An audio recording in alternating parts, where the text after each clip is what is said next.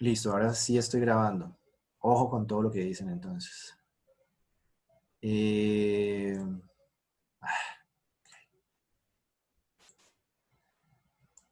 entonces, bueno, no, este no es el documento que yo les quería mostrar. Guía para la realización de informes, acá está. Entonces, están viendo mi documento de Word, ¿cierto? ¿No? Ah, no, porque no estoy Señor, compartiendo pantalla. Compartir pantalla.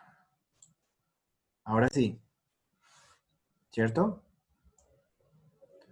Entonces ustedes tienen un documento de Word que van a poder utilizar, ¿sí? O sea, guarden si quiere este original en su computador y el siguiente ya lo empiezan a reemplazar, ¿sí? Entonces el título de la práctica. ¿Cuál es el título de la práctica? Pues la práctica de hoy. Entonces ustedes van a poner práctica número 1, material y conocimiento del uso del material de laboratorio, ¿sí? Nombres y códigos. Entonces, pues aquí va a ir María Paula García, código tal.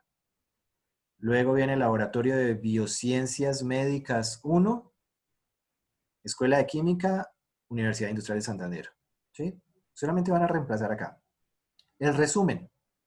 Entonces el resumen va a ser una descripción corta, no más de 3 renglones, de la realización de la práctica, de los fenómenos evaluados u observados y una conclusión así en 3 renglones, de modo general. De nuevo, esto es un ejercicio, ¿sí? Y nosotros necesitamos que ustedes aprendan, por ejemplo, a escribir estos informes. Entonces ustedes van a hacer un resumen. ¿Por qué? Porque un informe, ¿alguna vez alguien ha visto un artículo científico? ¿Sí? Ok, súper bien. Entonces saben que en este resumen, pues en ese artículo está como nombrado lo más importante para que uno cuando apenas lo ve por primera vez, yo no tenga que leer las 5 o 10 hojas que tiene el artículo, sino leo ese resumen y digo, bueno, ¿vale la pena que yo lea estas 5 hojas o no? Entonces este resumen del informe también tiene que tener esas como palabras claves y, y decir a grandes rasgos qué fue lo que se hizo. Ojo, porque acá ya vamos a empezar a hablar es en pasado, ¿sí? Acá no vamos a mirar, vamos a revisar, no. Se hizo, se revisó, se midió, ¿sí? Ojo con ese vocabulario. En la introducción, entonces ustedes van a poner acá un párrafo o dos, ¿sí? Dependiendo de la práctica, que explica el tipo de experimento o reacción que se ha realizado, su uso en química, indicando si es común, raro, su trascendencia y otros aspectos generales. ¿Sí? Y entonces aquí a veces se hace necesario una bibliografía. Entonces, ojo con esto de la bibliografía, porque ustedes van a sacar una idea de algún lugar y ustedes van a tener que ponerle, van a tener que dar los respectivos créditos. ¿Sí? Entonces ustedes ponen por acá, por ejemplo, el mar es un cuerpo de agua que es una mezcla homogénea, no, una mezcla de diferentes sales minerales. Y resulta que ustedes están haciendo esa afirmación con base en algo que leyeron de algún libro, ¿sí? Entonces aquí ponen un 1, es un superíndice, y aquí abajo en la bibliografía, entonces ponen S1. 1. Eh, Sanabria, Carlos M. Estudio del océano. Y bla, bla, bla, bla, bla. ¿Sí? A eso me refiero con bibliografía. Entonces aquí la introducción e incluso el marco teórico, y a veces más el marco teórico que la introducción, ¿sí? Es quien necesita bibliografías. Yo necesito tener un soporte. Ese soporte me lo da que un libro, ¿sí? Para que yo vea que esto es serio, ¿sí? no que son simplemente ideas ahí vagas. Entonces acá viene luego el marco teórico. Entonces de pronto, por ejemplo, para este caso, para el caso de la práctica de material de laboratorio, el marco teórico va a estar asociado con los tipos de material que existen, de vidrio, metal, de medición, ¿sí? De precisión, esas cosas. Materiales y reactivos se repite lo que ustedes utilizaron en el preinforme, pero vamos a asumir algo. Resulta que aquí, por ejemplo, ahorita tal vez vamos a hablar de algunos elementos que ustedes no habían descrito en el laboratorio, en el preinforme, perdón.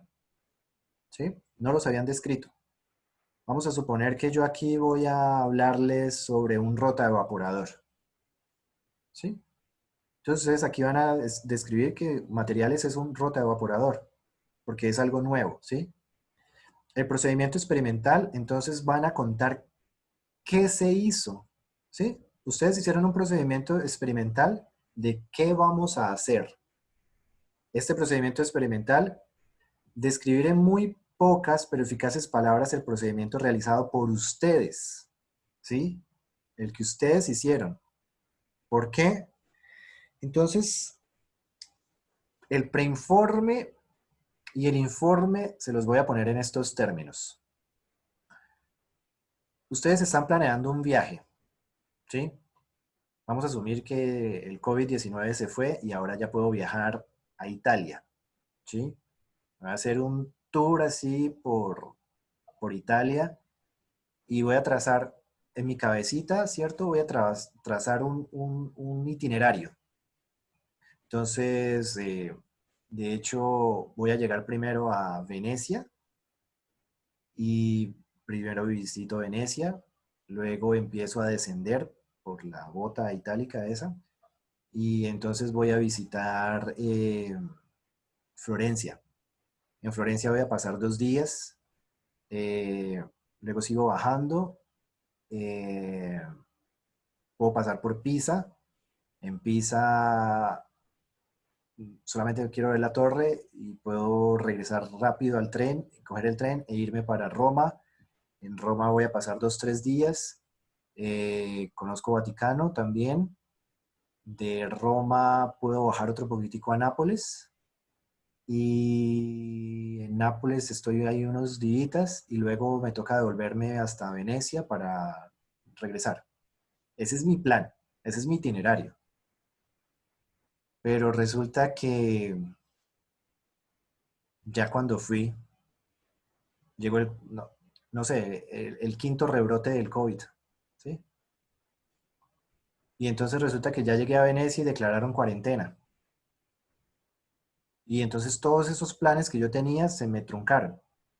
Y entonces ya no salgo de Venecia para Florencia, sino que me quedo en Venecia. Y de hecho de pronto me toca irme para una ciudad secundaria, terciaria, pequeñita. Entonces voy a empezar a describir todo lo que pasó. ¿Sí? Mi procedimiento experimental en el preinforme eran unos planes hermosos de llegar hasta Nápoles. ¿Sí? Pero la situación real me llevó a hacer otra cosa. Y en un laboratorio puede suceder eso. Ustedes planean algo, pero cuando llegan a hacer la práctica no les da. Listo, entonces otro ejemplo es, voy a hacerme una torta de naranja. Y ustedes alistaron todos los materiales y reactivos, ¿cierto? La naranja, harina, huevos, leche, agua. Y resulta que cuando habían alistado los huevos, eran 6 y 4 le salieron podridos, ¿sí? Entonces yo tengo que describir eso. 4 de los huevos entonces estaban en estado de putrefacción, bla, bla, bla, ¿sí? Y resulta que la leche tenía que ser leche entera y resulta que solamente conseguí leche desnatada. Yo tengo que describir ese cambio, ¿sí? Entonces, no fue utilizada leche entera, sino leche deslactosada, desnatada, bla, bla, bla, porque eso puede traer una variación del experimento. Ya la torta de naranja no va a quedar con la misma textura, qué sé yo, ¿sí? Todas esas cosas se cambian aquí en el procedimiento experimental. Y luego ustedes hicieron un procedimiento y luego vienen los resultados y discusión. Entonces aquí ustedes van a mencionar esos resultados. Yo, por ejemplo, en el caso de la torta, yo obtuve una torta de naranja de tal consistencia. Sí, Mario.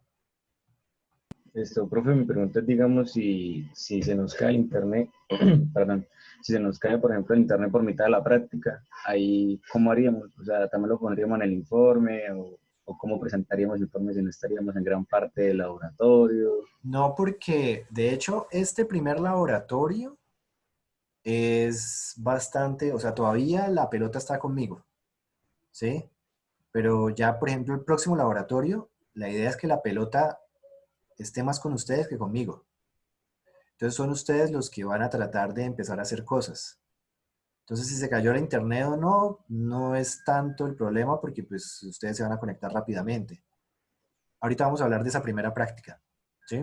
Vamos a hablar de esa primera práctica, cómo va a ser. Pero la idea es que, por ejemplo, ustedes pues van a ir en su cuadernito, ¿cierto? Relatando los acontecimientos de la experiencia, ya que si se cayó la internet y todo eso, eso es más un problema entre nosotros acá, que ustedes pueden discutir conmigo, pero no hace parte como del cuerpo, del informe o del preinforme, esas cosas, no. Pero, pero sí, o sea, la idea es que cada vez los laboratorios se vuelvan más ustedes haciendo y yo dirigiendo, más que al contrario, más de que yo les esté todo el tiempo mostrando, ¿ok? Y ahorita vamos a hablar de ese primer laboratorio, pues segundo, porque esta es nuestra primera práctica. Entonces los resultados fueron eso. Yo partí de tantos gramos de harina, si sé cuándo, bla, bla, bla. Los resultados. Obtuve una libra de ponqué, de torta de naranja, ¿sí? Se esperaban obtener una libra y media, pero resulta que como fueron menos huevos, de hecho boté un pedazo de la harina, se me regó la leche, eh, se me quemó o quedó adherida en las paredes del horno, de la olla en el horno. Sí, o sea, yo tengo que relatar todas las cosas que sucedieron y por qué me dio una libra y no una libra y media, ¿sí? Observaciones. Entonces, yo puedo decir que una de las observaciones es que efectivamente el uso de leche deslactosada no permite que quede igual de esponjosita, ¿sí? O sea, cosas que yo veo que afectaron el resultado, ¿sí? Eh, que los huevos tienen que ser criollos, porque estos huevos otros son muy pequeñitos o no tienen la yema, no tiene la grasa esperada y lo cual no le da consistencia, ¿sí? Esas son observaciones y conclusiones. Y por último, la bibliografía, ¿ok? Entonces acá me dice, eh, una bibliografía está bien nutrida cuando es a partir de libros, artículos, manuales de laboratorio. Las páginas de internet no son una buena referencia, ¿sí? Pero bueno, depende de la página de internet. Si ustedes están consultando una página de internet de una de las bases de datos, es muy buena. Pero cuando digo que página de internet como Rincón del Vago o monografías.com o Yahoo Respuestas, o sea, no, ¿sí? No, eso no es una buena fuente. La idea es que, pues, a pesar de que ahorita no puedan ir a la biblioteca físicamente, ustedes sí pueden ir a la biblioteca virtual. Y muchos libros tienen esta parte de los libros virtuales. Entonces, se espera eso, un libro. Ustedes en la materia con el profe William tienen que estar leyendo algún libro texto, ¿sí? Esos libros textos están relacionando estos conceptos que nosotros vamos a ver acá en el laboratorio. Entonces, ellos son una fuente, por ejemplo. Entonces, aquí, recurriendo de nuevo a palabras utilizadas en nuestra primera charla, la cantidad de información puede ir en detrimento de la calidad. ¿Sí? Ojo, tampoco sean carreteros. ¿Sí? O sea, no vengan acá con un cuento de que van a salvar el mundo al hacer esta torta de naranja, ¿sí? Sean objetivos. Por eso digo, la cantidad de información puede ir en detrimento de la calidad. Yo puedo leer un texto supremamente largo que no me diga nada, o puedo leer unas 3 líneas donde me dice todo, ¿sí? Ustedes acá van a tener, de hecho, bueno, máximo 4 hojas, mínimo, es que ni 2, no, mínimo 3, ¿sí? Y bueno, eso también va a estar relacionado con las prácticas. Por ejemplo, esta primera práctica, pues tiene yo no creo que tenga una extensión mayor que 4 hojas, definitivamente, ¿sí? Y bueno, los márgenes pueden ser como esta página. De hecho, si se dan cuenta, esto es como una plantilla, ¿sí? Ustedes aquí pueden venir, coger esto y empezar a hacer su propia introducción. Yo creo que bla, bla, bla, ¿sí? Entonces, este archivo también va a estar allá en el Teams, ¿sí? Y entonces aquí les dejo pues a la creatividad de ustedes a ver cómo van a hacer el primer informe. Aquí les he dejado las pistas. ¿Claro hasta ahora? ¿Sí? Sí, señor. Profe, una pregunta. Sí, señor. Dime, Catherine. María, profe. Ah, María, dime. Profe, lo que pasa es que en el marco teórico dice que debemos realizarlo con lo que ya teníamos en el preinforme. Sin embargo, usted acaba de decir que si hoy vemos, digamos, más materiales o más, sí, más materiales que los vamos a anotar en materiales y reactivos, ¿esos también debemos incluirlos en el marco teórico? Pues por X o Y razón, si yo hablo de un nuevo equipo que no quepa dentro de este marco teórico, tal vez sí debería poner algo relacionado, ¿sí? O sea, es como tratar de darle, o sea, de darle todo un sentido lógico a lo que esté consignado en el informe, ¿sí? Que todo se conecte, Profe, otra pregunta, qué pena. ¿no? Lo que pasa es que usted dijo que iba a hacer algunas correcciones, algunas observaciones sobre los preinformes. Entonces, esas se deben tener en cuenta para la elaboración del informe, ¿cierto? Sí, entonces pues yo me comprometo a trabajar sábado, domingo en esas correcciones. Entonces me va a tocar sentarme a leer los 16 preinformes de ustedes, cada uno de ustedes, y hacer un comentario general ahí en el Moodle. Yo les diré como, faltó esto, muy bien por esto, continúa así, nunca cambies, o no, pues toca, venga, tenemos que hablar, ¿sí? Y entonces yo les daré ahí algunas indicaciones. De acuerdo con eso, ustedes mirarán que efectivamente hay que hacer unas mejoras en el marco teórico. De nuevo, muchachos, o sea, esto es un ejercicio que nosotros como profes tenemos que evaluar, pero que al fin y al cabo es de ustedes, ¿sí? Eh, estos, o sea, suena feo, pero a mí estos informes no me van a generar demasiado nuevo conocimiento para mí, porque pues ya llevo unos varios añitos trabajando sobre esto, ¿sí? De todas formas, no desconozco que a veces uno se sorprende y hay algunas cosas que nos cuentan en un preinforme o un informe que, uy, miércoles, yo no lo sabía. Y ustedes lo llevan a uno a irse a leer cosas y eso es muy chévere, eso es muy bacano. Por eso yo necesito que ustedes hablen, porque yo también aprendo. Pero si ustedes cogen y transcriben, si cogen y transcriben de la guía y la ponen en el cuaderno, y lo que ponen en el cuaderno me lo ponen en el preinforme, va a ser una conversación muy aburrida, ¿sí? Y a mí me va a dar pereza, pues, reconocer ese trabajo, y pues le voy a poner la nota mínima, ¿sí? Porque a veces se preocupan por eso, la nota mínima. Y pues lamentablemente voy a pensar como, ok, no sé por qué está haciendo esto, no está aprovechando la oportunidad y no quiere aprender. Ya, ¿sí? ¿Entienden ahí como el detalle?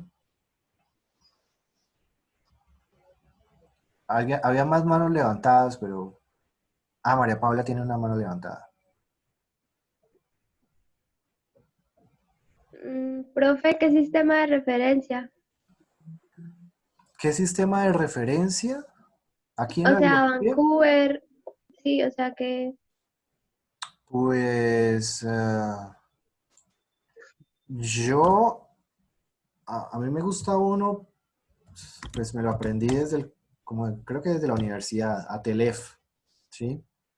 Entonces es autor,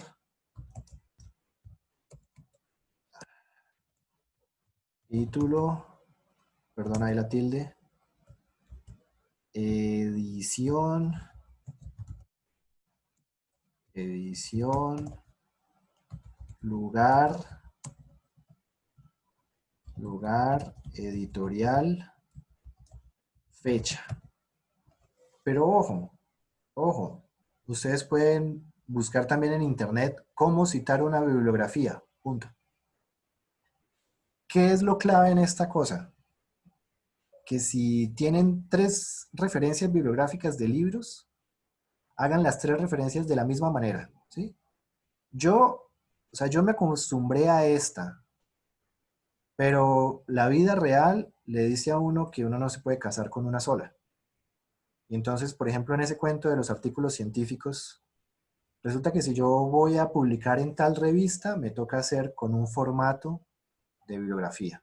Si yo voy a publicar en otra revista, me toca con el formato de ellos. Si voy a publicar en un libro, tiene que ser con el formato de ese libro. El cuento es que, por ejemplo, al menos en el mismo informe, todas las referencias sean iguales, ¿sí? Entonces, esta es una manera, pero ustedes pueden ir allá a internet, le preguntan a Google, que todo lo sabe, cómo citar una bibliografía, cómo citar una página de internet, cómo citar bien una página de internet, ¿sí? Cómo citar un libro y utilizar esos, esos modos, ¿sí? Porque la gracia de citar es que, por ejemplo, alguien haya quedado muy interesado y pues pueda recuperar esa información. Entonces, así cuando a uno le dicen bibliografía y abajo dice Manual de Prácticas de Laboratorio, página 3. Manual de Prácticas de Laboratorio, ¿cuál será? O sea, hay N en el mundo, ¿sí? Por eso es que es importante de dónde, qué editorial, o al menos que me escriban de qué universidad es, ¿sí? Todas esas cosas. Bien, vamos bien. Y, o sea, si yo fuera youtuber y estuviera haciendo un en vivo, estaría al borde de la depresión. O sea, en serio. Yo creo que serían puras caritas tristes apareciendo en vez de corazoncitos y manitas. En fin. Eh, bueno, ahora sí vamos con la práctica número 1. Entonces, ¿cuál es la recomendación a continuación? Yo voy a empezar a mostrar diapositivas y ustedes pues van a irme preguntando, yo voy a decir algunas cosas que tal vez ustedes no habían visto, entonces ustedes van a apuntar en su cuaderno lo que les suene interesante, lo que sea nuevo, qué sé yo, ¿ok? Entonces, bueno,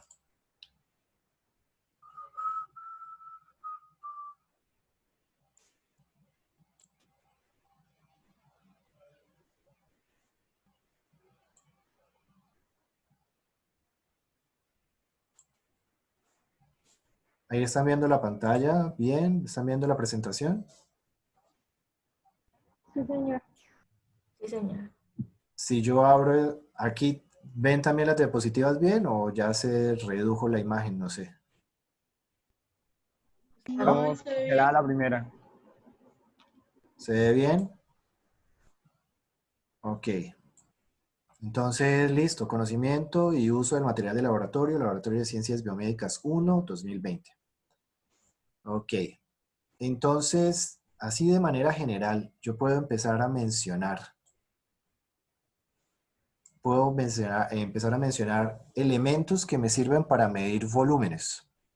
Entonces, en este caso, nos está mostrando una probeta, ¿sí? Esto es una probeta de ¿qué volumen?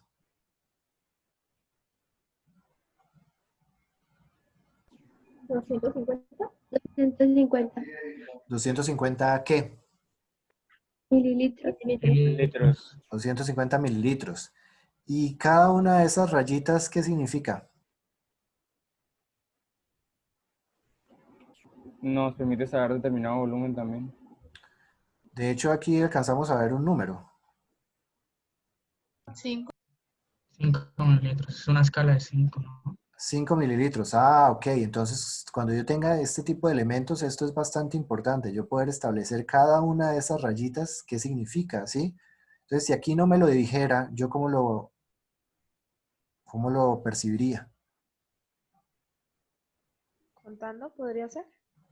Ah, entonces si esta es 200, esta es 250, ¿esta es cuánto? 225. 225, ¿cierto? Ah, entonces yo luego miro a ver acá cada uno de ellos hasta llegar a 225 y efectivamente me doy cuenta de que esto corresponde a 5 mililitros. Ok, ¿cuál es la diferencia entre esta probeta y esta otra probeta? La capacidad, la escala. Bueno, la capacidad, sí, aparentemente esta es de 500 mililitros, aunque esta también varía de 5 mililitros en 5 mililitros. Entonces ya arriba. Lo de arriba, ¿y qué es esto de arriba? Una boquilla.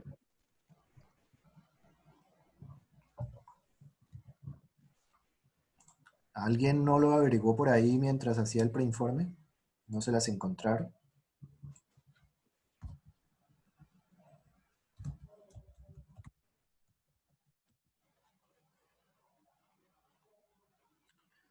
Entonces, son este tipo de tapitas. De hecho, pues,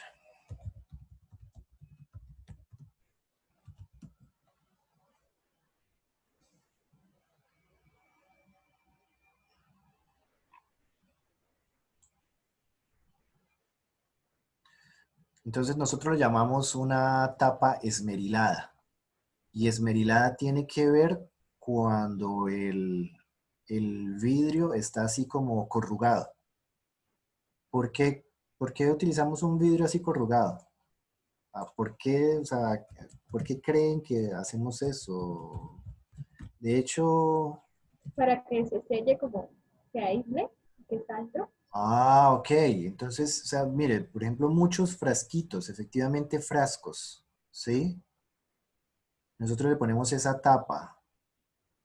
Esa tapa entonces tiene aquí como una boquilla donde el vidrio es corrugadito y la tapa también tiene el vidrio corrugado.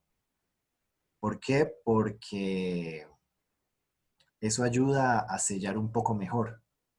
Y entonces un, si yo tengo un líquido que es volátil, pues aquí lo voy a preservar para que él no se evapore tan fácilmente, ¿sí? Entonces aquí vemos que tiene, a diferencia de esta, que acá tiene el piquito para yo poder retirar el líquido, pues aquí es para de pronto yo medir un volumen y conservarlo por un buen tiempo sin que se evapore, ¿sí? Entonces, hay probetas de qué volúmenes. Ustedes que todas son de 250, de 500. ¿De qué volúmenes puedo encontrar? ¿Pequeñitas de cuánto? Como desde 5 mililitros. ¿Hay probeta de 3 mililitros?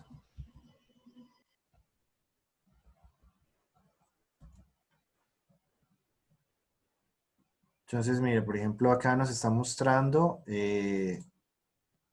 diferentes de 50, 100, 250, 500.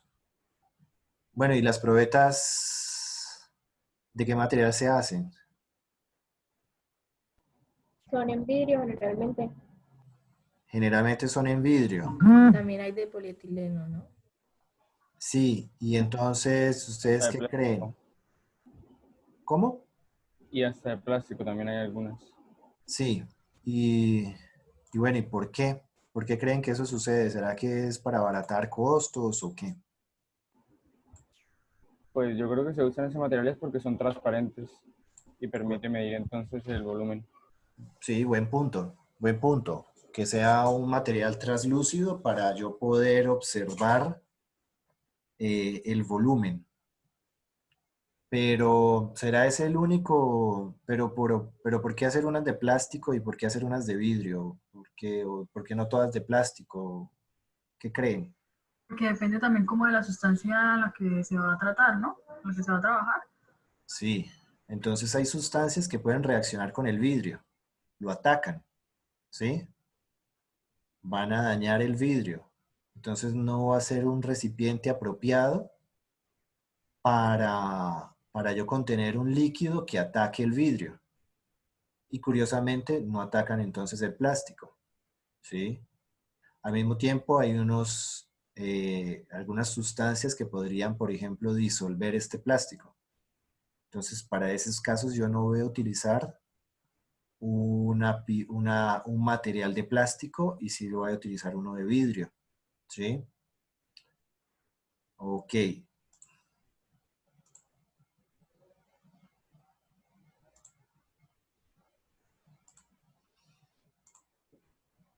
Las pipetas. Entonces, nosotros aquí tenemos unas pipetas de... De hecho, estas son pipetas con un volumen fijo, ¿sí? Y entonces resulta que cuando veamos una pipeta de este tipo, que parece como un pitillo de vidrio, ¿cierto? Y acá tiene un pedacito que es más grueso. De hecho, estas pipetas tienen ya volúmenes fijos. Y de hecho también tiene volúmenes con este numerito, ¿qué significa? Más o menos 0.02, más o menos 0.03. ¿Qué es eso?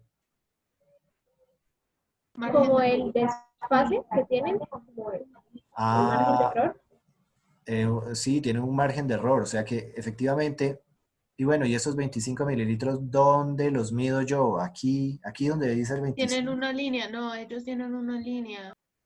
tiene una El línea, aforo. sí, exacto, ¿cierto? Tienen el aforo. ¿Y dónde está el mouse? Por ejemplo, si ven acá, Sí. eso es el aforo. Entonces, efectivamente, por ejemplo, esta pipeta, ¿a ustedes no les está quedando en la presentación unas líneas todas feas? Sí. Sí, Sí, sí, cierto. señor. Ese es el problema de... Ya. Entonces, por ejemplo, esta pipeta es de 25 mililitros fija. Resulta que si yo lleno hasta por acá, no sé qué volumen tengo. Si yo lleno hasta por acá, no sé qué volumen tengo. Pero si yo la lleno hasta esta liniecita y de hecho el líquido, ¿cómo se llama la curvita que hace el líquido? El menisco. Exacto, ¿sí? Entonces, vamos a ver esto.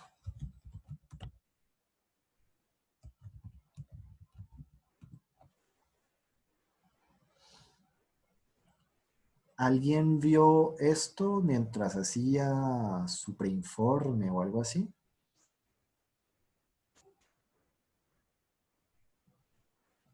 ¿Aló?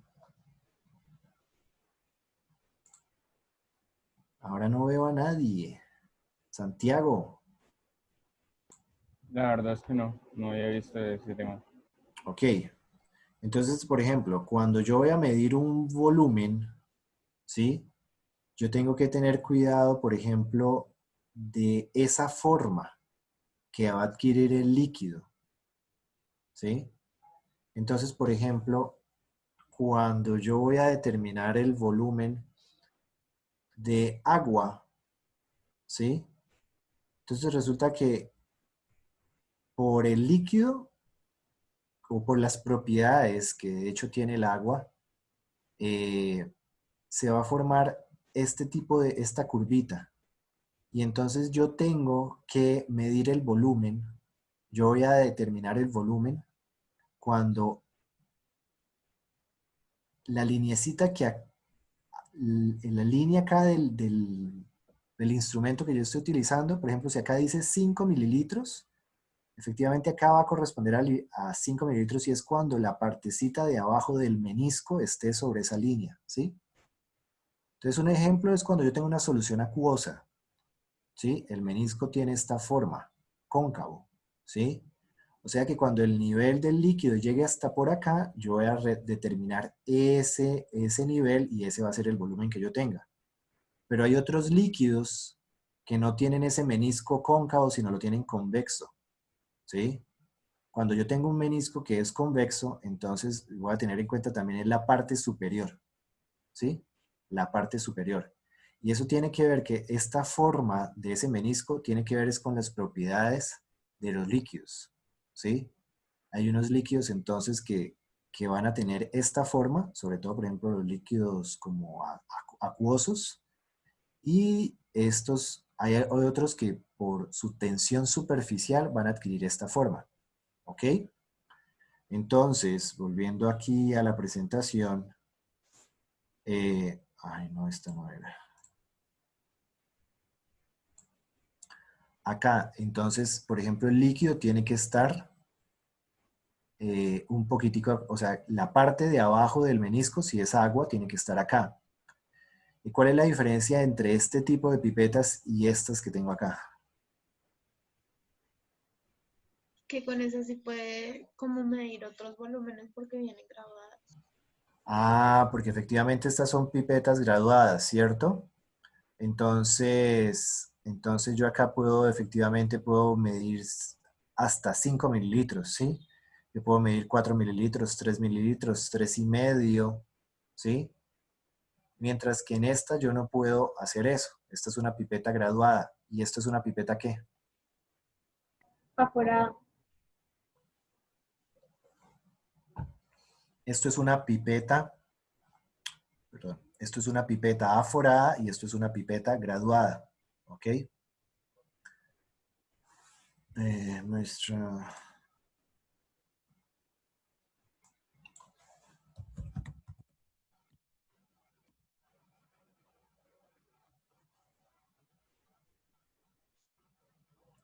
Entonces yo aquí puedo observar que tengo pipetas de diferentes volúmenes, ¿sí? Yo puedo tener pipetas como que las ven acá, muy delgaditas, que incluso pueden medir 0,01 mililitros, 0,1 mililitros, a estas pipetas pues ya grandes y gordas que van a poder medir volúmenes muchísimo mayores, ¿sí? Eso cuando estoy hablando de pipetas graduadas.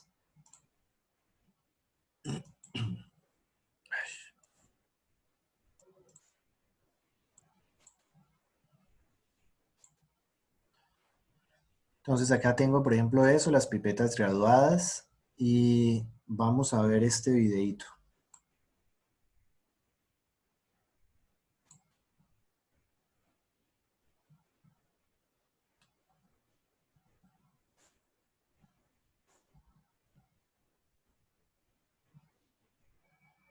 ¿Ustedes tienen acceso a esta base de datos? ¿Ya entraron?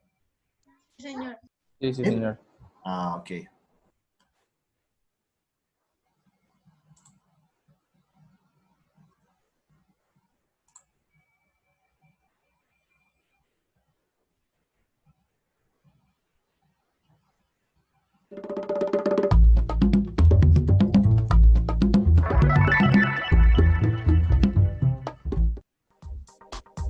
The serological pipette is a near ubiquitous laboratory instrument used for transferring milliliter volumes of liquid. Serological pipettes typically have gradations along their sides for measuring the amount of liquid being aspirated or dispensed. These instruments are most commonly used with a pipette dispenser, which facilitates the liquid transfer through the creation of a partial vacuum. The same pipette dispenser can be used with the variety of serological pipette sizes depending on the amount of volume you wish to transfer.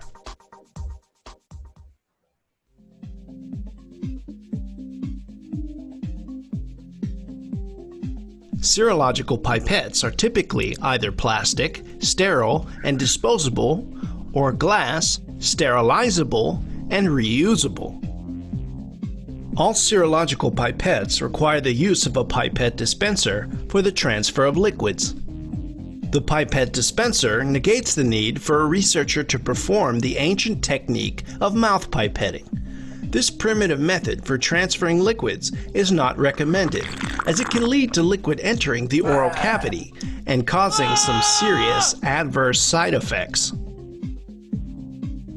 One type of Y muchachos, aunque esto parezca irreal, en realidad sucede más a menudo de lo que ustedes creen.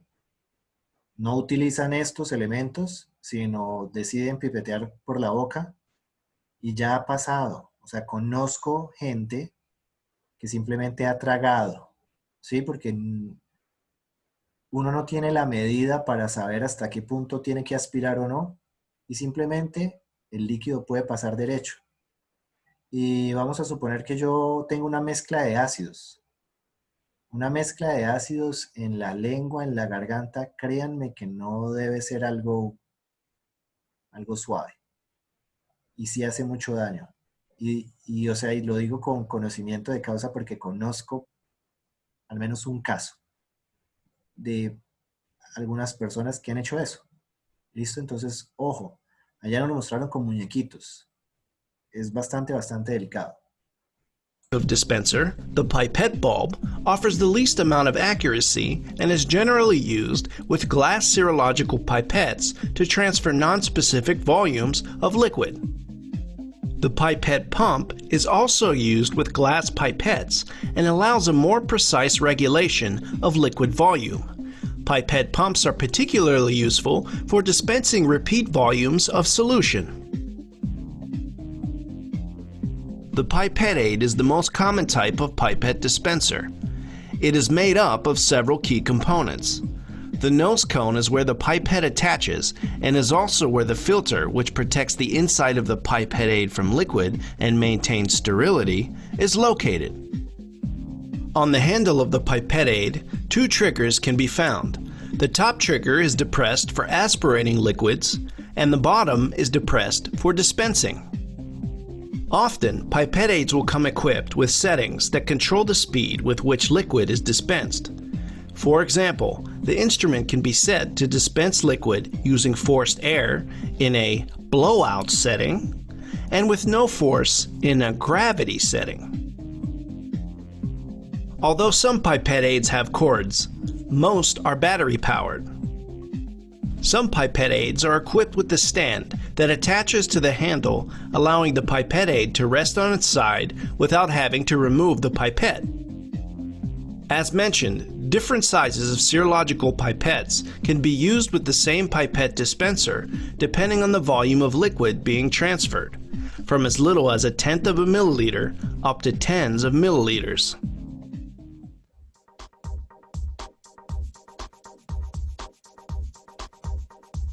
First, select a pipette of the proper size for the volume you wish to transfer. Then, open its wrapper at the top and handling the pipette only above the gradation marks, attach it to the dispenser before removing the rest of the wrapper. Next, holding the pipette dispenser in one hand, remove the cap of the liquid you wish to aspirate. Then, keeping the pipette vertical, gently depress the top trigger to slowly aspirate your sample. Use the gradation marks along the side of the pipette for measuring the volume you will transfer. Note that the volume is read at the gradation along the bottom of the meniscus, not at the top of the liquid. Now, without touching the tip of the pipette against any non-sterile surfaces, carefully dispense the liquid into your selected receptacle. Be careful to use gentle pressure when aspirating liquids, particularly when using smaller volume serological pipettes to avoid contaminating the filter and sample or damaging the pipette aid. Failure to use care when operating a pipette aid will greatly anger more experienced members of the lab, who may need to disassemble and repair this instrument. When aspirating larger volumes and when dispensing, a firmer pressure can be used on the trigger for a faster transfer of the solution. Finally, be sure to dispose of the pipette properly after you are finished transferring the liquid. Now that you know how to operate a serological pipette, let's take a closer look at some common laboratory applications. Evenly distributing cells throughout a solution is an important step when plating or culturing cells. Use a serological pipette for gentle and effective mixing of cell suspensions, as well as for mixing chemical solutions and reagents. After isolation or treatment of experimental cell cultures, serological pipettes can be useful for transferring entire colonies of cells for expansion or further experimental analysis. Another common use for serological pipettes is the careful layering of reagents for the creation of density gradients, like a Ficol gradient, which is used to purify cells from blood plasma. You've just watched Joe's introduction to serological pipettes. In this video, we reviewed what a serological pipette is and when it's used, how a pipette aid helps to aspirate and dispense milliliter volumes of liquid, and some different applications of your serological pipette. Thanks for watching, and please remember the dangers of mouth pipetting. Ok, ustedes vieron ahí entonces, sobre todo un dispositivo para eso, para pipetear. Nosotros llamamos eso pipetear. Pero, pues en realidad, por ejemplo, yo nunca he manipulado uno de ellos. Uno de esos dispositivos que es como esa pistolita. Las que nosotros solemos utilizar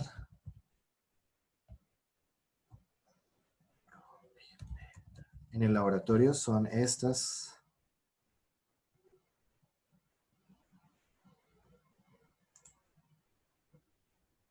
Sí, esta de caucho, o si no, estas de plástico, donde uno puede, pues, sí,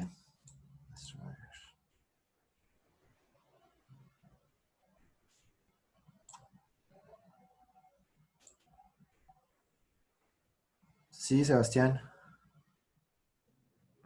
Profe, pero ese tipo de pipetas no son las menos exactas a la hora de, pues, con un volumen determinado, entonces sería más como ensayo y error ir metiéndole volumen y luego sacándole para conseguir el que vamos a trabajar.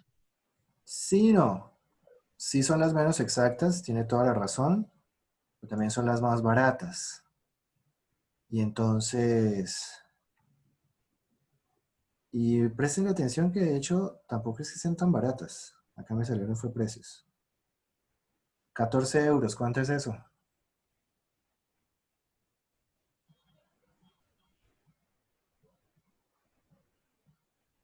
Como 50.000, más o menos. Casi como unos 60, ¿no? Digamos que sea 15 euros, el euro está a 4.000, como unos 60.000 pesos, ¿sí? Y bueno, listo, no vamos a hablar de precios. Sí, son las menos exactas, pero también resulta que, pues, son las que están más disponibles a todo momento. Entonces, de hecho, eso es algo que tenemos que conversar ahorita más adelante. Nosotros ahorita, inclusive por las condiciones de este laboratorio en presencialidad remota, nos va a tocar aprender a ser inclusive muy recursivos. Y no siempre vamos a disponer del mejor material y del material apropiado y adecuado gracias a la tecnología, ¿sí? Entonces, es más fácil encontrarse con una pera de estas que con uno de esos dispositivos del video, ¿sí? Es mucho más frecuente eso, estos pues. Muy buenos días, el día de hoy he querido subir este video de cómo elaborar una propipeta o una perilla de succión o un pipeteador con materiales que comúnmente tenemos a la mano, como puede ser una jeringa, sin aguja por supuesto, le tenemos que quitar el aguja. No, aquí no me está mostrando y un eso. pedacito de Bueno, manguera. ahorita yo más tarde les muestro eso. Voy a mostrar cómo usar esa propipeta opera. De hecho, también tenemos las micropipetas. Y bueno, en micropipeta, ¿a qué hace referencia o qué? ¿A qué les suena? A que maneja volúmenes muy pequeños de forma exacta. Sí, exacto. Y entonces yo puedo, pues primero, tengo que tener unas pipetas con volúmenes muy pequeños, pero también tengo que tener esa pistolita, ¿sí?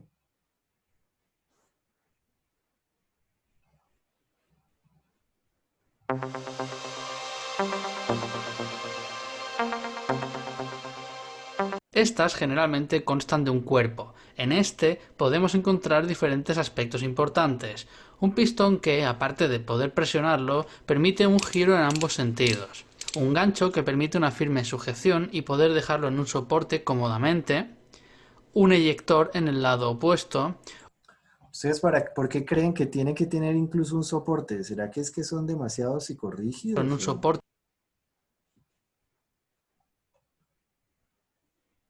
De hecho, en el video anterior nos mostraban algo relacionado con esto. Pues yo creo que para evitar que se contaminen. Para evitar que se contamine, ¿sí? Yo no puedo dejar esto simplemente así volteado o puesto de cualquier manera y propiciar que de pronto una gota entre en este cuerpo. Estos dispositivos son caritos, ¿sí? Entonces no hay que tener bastante cuidado con ello. Cómodamente, un eyector en el lado opuesto, un contador que nos indica la cantidad de líquido que se tomará y un intervalo que marca el rango de volúmenes que permite medir la micropipeta en cuestión. El pistón tiene 3 posiciones: libre, donde quedan las pipetas. El uso correcto de la micropipeta pasa por los siguientes pasos. Es recomendable el uso de micropipetas exactas que las pipetas graduadas. Ay, muchachos, qué pena.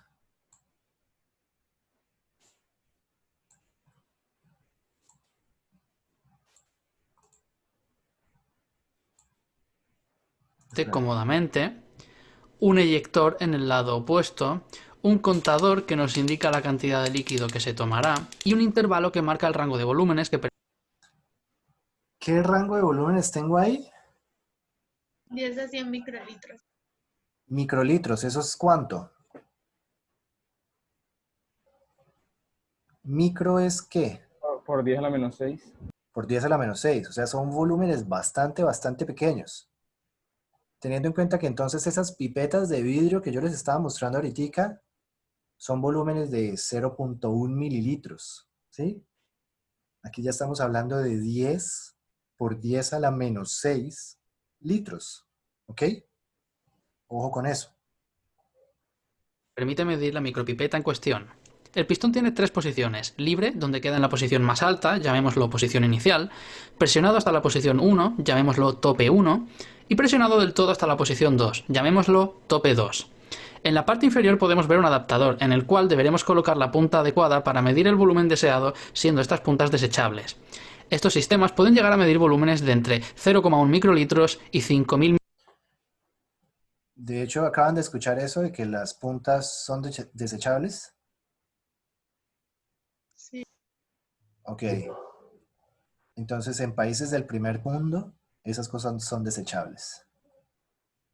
En países a veces como el nuestro, esas cosas se reciclan. ¿Sí?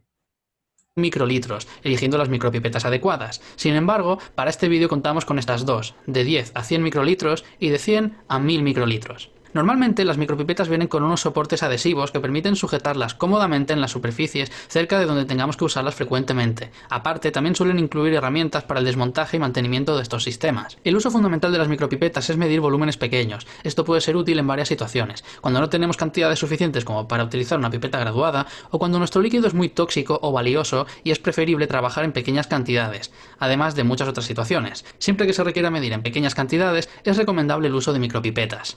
Por otro lado, al ofrecer varios decimales de precisión, son bastante más exactas que las pipetas graduadas, con lo que en situaciones que requieren alta precisión también es más recomendable el uso de micropipetas. El uso correcto de la micropipeta pasa por los siguientes pasos. A través del vástago giratorio seleccionamos el volumen que se quiere medir. Este debe aparecer en el visor correctamente, con todas las cifras completas dentro de la pantalla. Colocamos la punta en el conector. Es importante presionar para asegurarse que queda sellado y no entra aire por otro lado. Esto se ve cuando se forma un anillo entre la punta y el cono.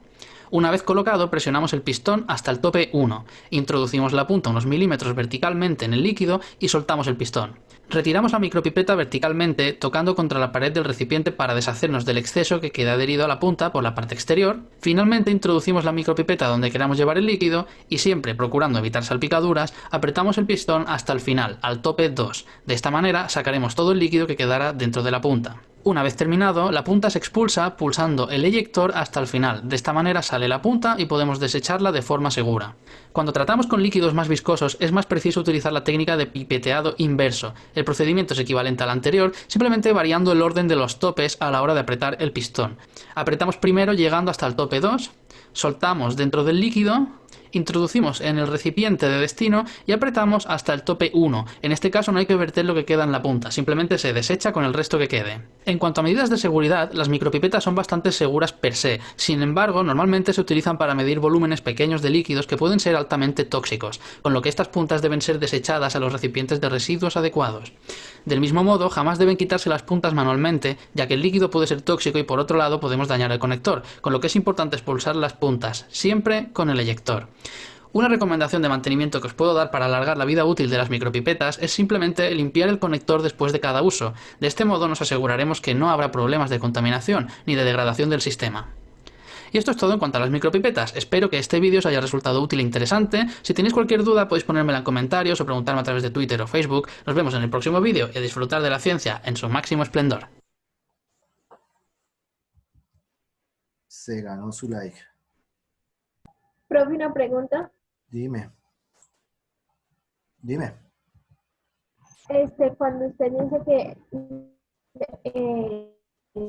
digamos, como que acá sucede que las puntas son desechables, es porque, o sea, se usan puntas de plástico que se vuelven y se reutilizan, o se usan puntas de vidrio, porque yo he visto también. No, o sea, se utilizan las de plástico, ¿sí?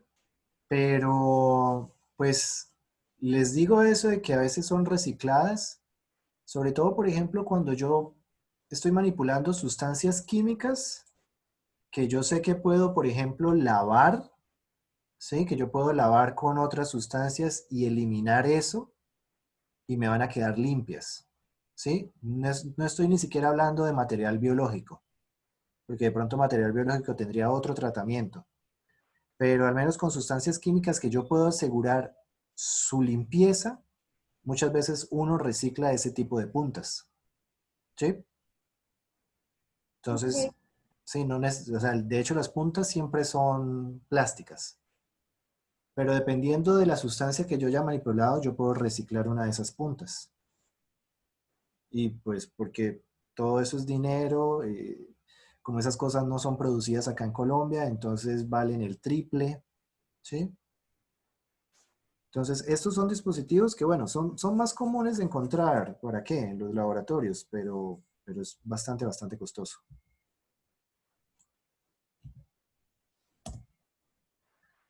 Bueno, aquí tenemos las buretas. ¿Y la bureta para qué sirve? Para emitir cantidades de polvo. Para cantidades, para volumen, pero ya he presentado aquí probetas, pipetas. ¿Qué hace que la bureta sea necesaria? O sea, ¿para qué necesitamos una bureta?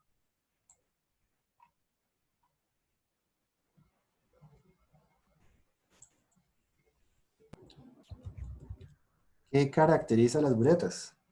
La llavecita que tienen. La llavecita. Bueno, ¿pero ¿y qué me permite la llavecita?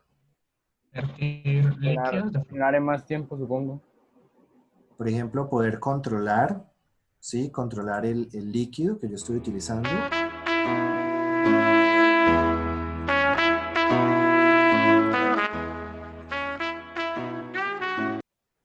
Son recipientes de forma alargada, graduadas y poseen una llave en su extremo inferior que sirve para regular la cantidad de líquido que va a salir. Su uso principal es volumétrico debido a la necesidad de medir volúmenes, de medir con precisión volúmenes. Entonces este era el punto que de hecho yo quería tocar, precisión.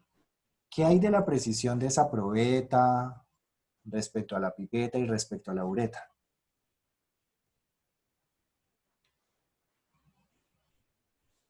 ¿Qué se puede decir? O sea, como cuál es más preciso. Sí, exacto. La probeta no es tan precisa. Exacto, la probeta no es, de hecho no lo es, ¿sí? No es tan precisa, es para volúmenes aproximados. Luego, ¿quién es un poquito más precisa que la probeta? Micropipeta, la pipeta. La pipeta, ¿sí? Las pipetas son un poco más precisas que las probetas. Y luego, La micropipeta. La ureta. La No, la ureta. ureta. La ureta. luego viene la ureta para medir volúmenes con una precisión más alta, ¿sí? Entonces, mire muchachos, una cosa que yo aprendí en serio hace poco, y es que para ver estos videos que a veces son tan largos, pues uno solamente viene acá y le da 1.25, ¿sí? Y con eso, pues suena un poquito más rápido, pero puedo avanzar y no demorarme tanto.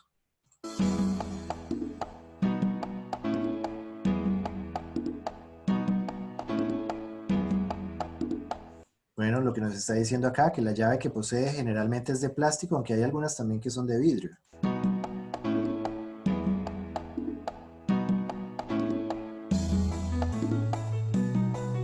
Ah, esta es una ureta de Geissler, cuando tiene vidrio esmerilado. Como este.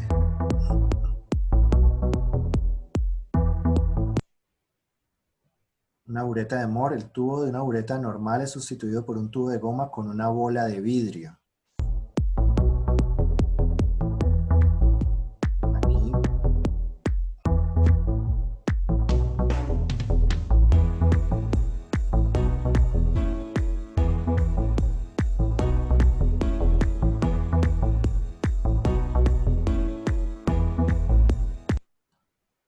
Entonces vemos esto, que puede haber una bureta de clase A, clase B y clase S, ¿sí? Y esto tiene que ver con ¿qué? Con la exactitud de los volúmenes que yo voy a estar midiendo.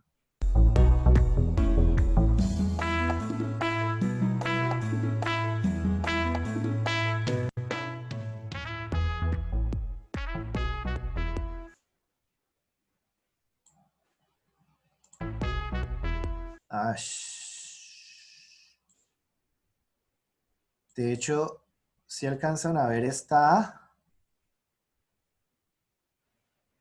¿sí? ¿No?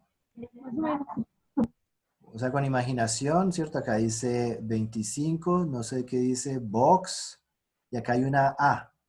Pues resulta que esa exactitud efectivamente se referencia con una letra que va a estar acá en el vidrio, ¿sí? O sea, ¿cómo hago yo para reconocer si es clase A, clase B o clase S?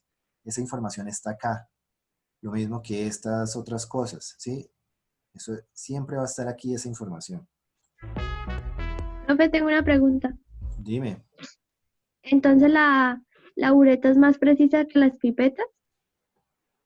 La bureta es más precisa que una pipeta, sí. Pero entonces, creo, ¿para dónde va tu pregunta? Quiero saber para dónde va. Una micropipeta tiene una exactitud bastante alta, pero en ese caso yo estoy midiendo volúmenes muy pequeños, ¿sí? Volúmenes que ni siquiera puedo medir con una bureta porque las buretas son, por ejemplo, de 0.1 mililitros, ¿sí? O sea, si yo necesito medir 5 mililitros con una exactitud alta, yo voy a medir esos 5 mililitros con una bureta.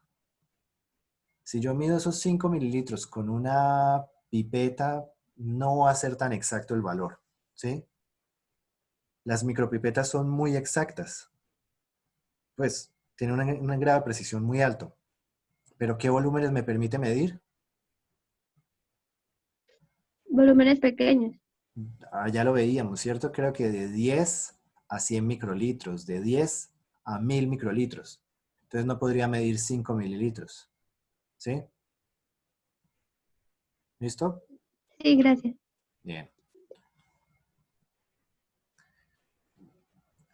ya que estamos en laboratorio, ¿sí? Ya que estamos en clase de laboratorio, ¿qué podríamos criticarle a esta niña? El cabello. El cabello. El cabello, ¿cierto? Pues listo, está bonito, qué sé yo, no sé, pero el cabello no debe estar suelto, ¿ok? Paso 1. Colocar la muleta en el soporte. Entonces, de hecho, bueno, aquí ya nos está mostrando algún elemento que ahorita lo vamos a mostrar también, el soporte, y aquí también hay una pinza, ¿sí? Y ojo, por ejemplo, con estos soportes, ustedes tienen que asegurarse que la pinza tenga un material que no sea tan agresivo con el vidrio. Esto es un vidrio, son vidrios delicados. ¿Quiénes en la casa visitan la cocina, pero para realizar labores o solamente para lavar la loza? ¿Quién cocina? ¿O quién lava loza? No, mejor, ¿quién lava loza bastante? Yo. Sí, juiciosos en la cocina. Sí. Y cuando lavan la loza, ¿son delicaditos o más bien basticos? Pues depende. O sea, ese récord de vasos partidos, ¿qué tal está entre ustedes? Dándolos a... ¿Cómo? No te escuché, Catherine. Que lavando loza no, pues se parten de otras maneras. Ok, pues, o sea, aquí hay que tener bastante cuidado porque pues esto es un vidrio que son vidrios, no son gruesos, ¿sí? Son finos. Y si, por ejemplo, si aquí no hay caucho, si aquí no hay corcho, que son los materiales que suelen ir ahí en la pinza, pues yo voy a tener metal directamente sobre vidrio, ¿sí? Y resulta que esto es una pinza, que de hecho yo medio que atornillo, ¿sí? Entonces, ¿qué pasa si me paso un poquitico de fuerza? ¿Qué va a pasar? Se rompe. Se rompe. Sí, se rompe. Por eso es que es tan importante ese caucho o corcho o algo que medio amortigue un poquitico la fuerza que yo le estoy realizando al apretar, ¿sí? Ojo con eso. Paso 2. Verter el líquido por el embudo para limpiarla.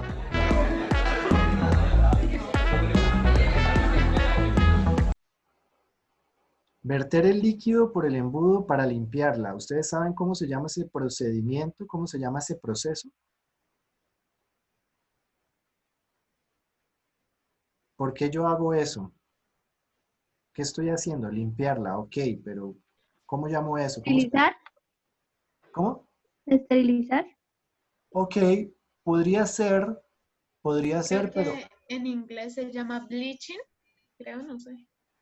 ok, no estoy seguro si en inglés se llama bleaching, pero sí sé que en español y al menos en química nosotros lo llamamos purgar, ¿sí? ¿Por qué purgar? Digamos que yo aquí tengo algunos residuos todavía de jabón, de agua, o inclusive de la sustancia anterior que estuvo, ¿sí? Y yo necesito que la sustancia que voy a medir acá sea la que yo tenga, digamos que esa rosadita, ¿sí? Entonces yo paso primero una pequeña cantidad de esa solución con un volumen que no me importa, ¿sí? Porque lo que yo quiero hacer es limpiar las paredes, ¿sí? Para, para que luego el líquido que yo vaya a depositar, pues no se contamine con lo anterior. ¿Ustedes han hecho eso alguna vez en su vida? No, profe. ¿No? Sí, señor. ¿Sí? ¿Cómo? Pues creo que no tiene nada que ver, pero por ejemplo en una moto, cuando toca primero, hay unas partes que, por ejemplo, cuando directa el motor, para poderla sacar toca primero limpiarlas. Entonces, pues, algo así más o menos. Ok, pues yo tenía ahora un ejemplo como un poquito más práctico. Ustedes tienen un vaso de Coca-Cola, ¿sí? Y se tomaron la Coca-Cola y le quedaron unas goticas ahí de Coca-Cola todavía en el vaso, ¿cierto? Y luego tengo sed y me quiero servir agua. Si yo me sirvo agua directamente sobre ese vaso que tenía un poquito de Coca-Cola, esa agua me va a quedar todavía dulcecita y hasta con el colorcito de la Coca-Cola, ¿cierto? ¿Sí o no? Sí. Sí. Sí, ¿cierto? Entonces, ¿qué puedo hacer yo? Simplemente abro un poquitico la llave, hago así una jugadita, ¿cierto? Y luego sí me sirvo el vaso de agua. Ya no va a tener el sabor de Coca-Cola, ya no va a tener el color de la Coca-Cola, ¿sí? ¿Alguna vez lo han hecho? Sí, sí, sí. Ok, eso es lo que nosotros hacemos aquí para limpiar, por ejemplo, un objeto de medición. Yo hago eso, yo hago una purga, ¿sí? De hecho, ahora que lo estaba mencionando, me parece que en inglés eso lo encontramos como rinse, ¿sí? Escrito rinse, ahí la pronunciación sí se las debo. Eh, Ay, quien salió de PBI, de pronto, ¿cómo es la pronunciación de ese rinse? Profe, Sí. profe, ahí se utiliza un líquido especial, obviamente no se puede hacer con agua porque con agua pues seguirían quedando líquidos, ¿no? Precisamente, entonces te voy a poner un ejemplo. Aunque ese no es tan práctico, pero es como lo mismo. Que por lo menos cuando uno, digamos, quiere reutilizar un tarrito de loción, o sea, uno lo lava con agua, jabón y todo eso, y sigue quedando esta loción. Entonces, obviamente, supongo que el agua no serviría mucho si lo purgamos con agua.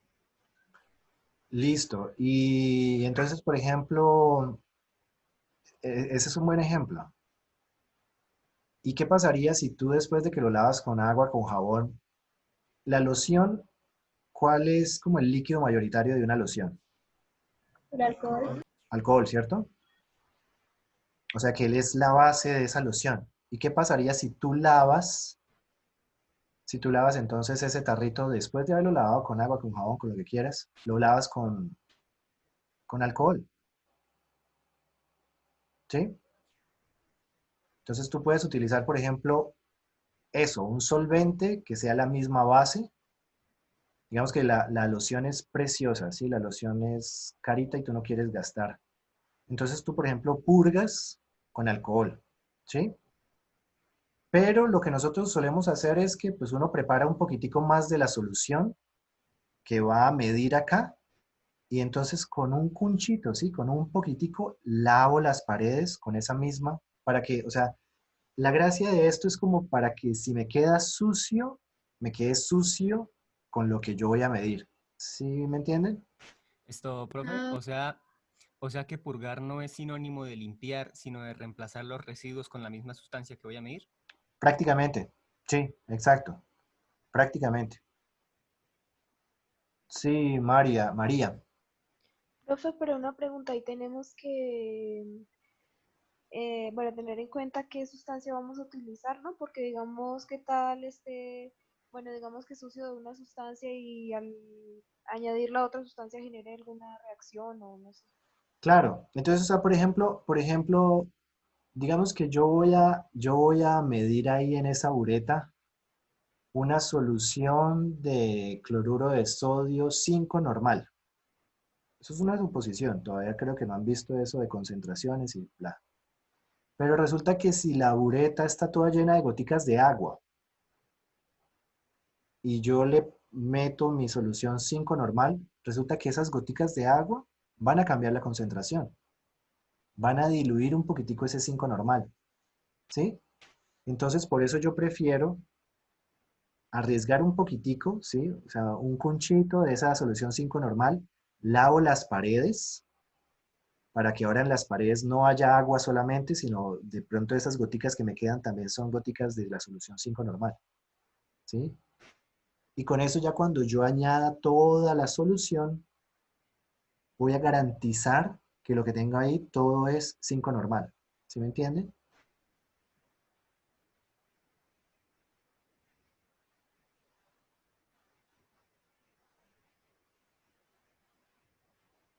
Sí, no, ni idea. Sí, señor. Sí, Sí, señor. bueno. Paso 3. Sacarla del soporte, ponerla horizontalmente y girar para limpiarla bien.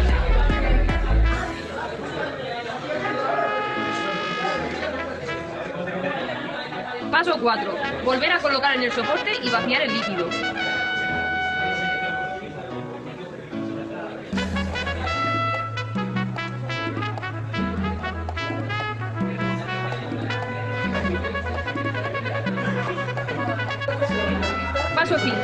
Con el embudo llenamos más del cero de la pureta.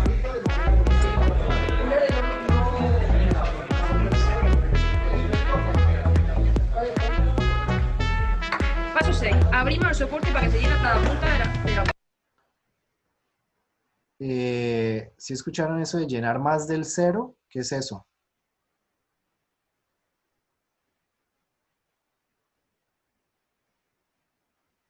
O sea, más allá de la medida que tienen.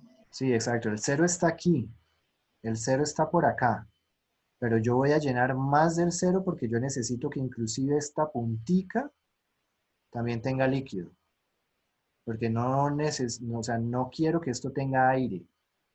Porque si esto tiene aire, mientras yo esté desocupando esto, entonces esta bolita de aire va a venir por acá y me va a dificultar la lectura.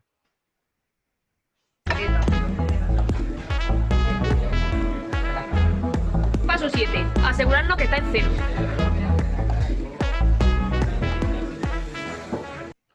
¿Y por qué me tengo que asegurar que esté en cero? Para poder comenzar a hacer la medida correctamente. Sí, exacto, porque yo tengo que salir de acá del cero para poder medir que entonces si efectivamente llega hasta acá son 3 mililitros. Si estuviera por encima, pues ni idea. Paso 8. Colocar la probeta abajo y abrir el soporte para echar el líquido que necesitamos.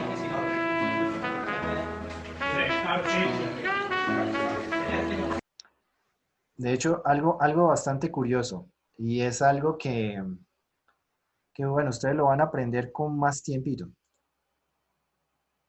Observen una diferencia entre lo que ella dice y entre lo que está escrito.